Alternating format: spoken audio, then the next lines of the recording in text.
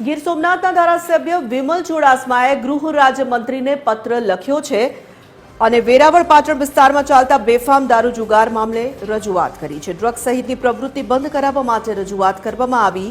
વિમલ ચુડાસમાએ પોલીસ ઉપર પણ ગંભીર આક્ષેપ લગાવ્યા છે।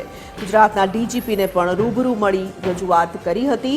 રજૂઆત બાદ પણ કોઈ એક્શન ન લેવાતા ફરી ગૃહમંત્રીને પત્ર લખાયો છે।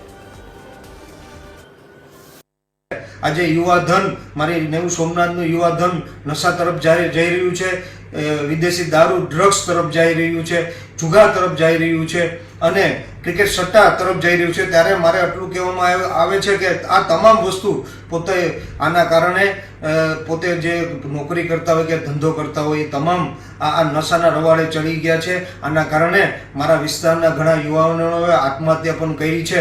એટલે ફરી આત્મહત્યા ન કરવી પડે આ યુવાનોને મારા વિસ્તારના એટલે તાત્કાલિક ધોરણે મેં ગૃહપ્રધાનને પત્ર લખ્યું છે। હું રૂબરૂ પણ મળવાનો છે અને ગૃહપ્રધાનને પત્ર લખ્યું છે કે તાત્કાલિક ધોરણે આ બંધ કરવામાં આવે અને જે બુટલેગરો દ્વારા કરવામાં આવે એની પર કાર્યવાહી કરવામાં આવે અને જે પણ પોલીસ તંત્ર હપ્તા લેતું હોય એ પોલીસ તંત્ર હપ્તા લેતું હોય એની ઉપર પણ યોગ્ય કાર્યવાહી કરવામાં આવે।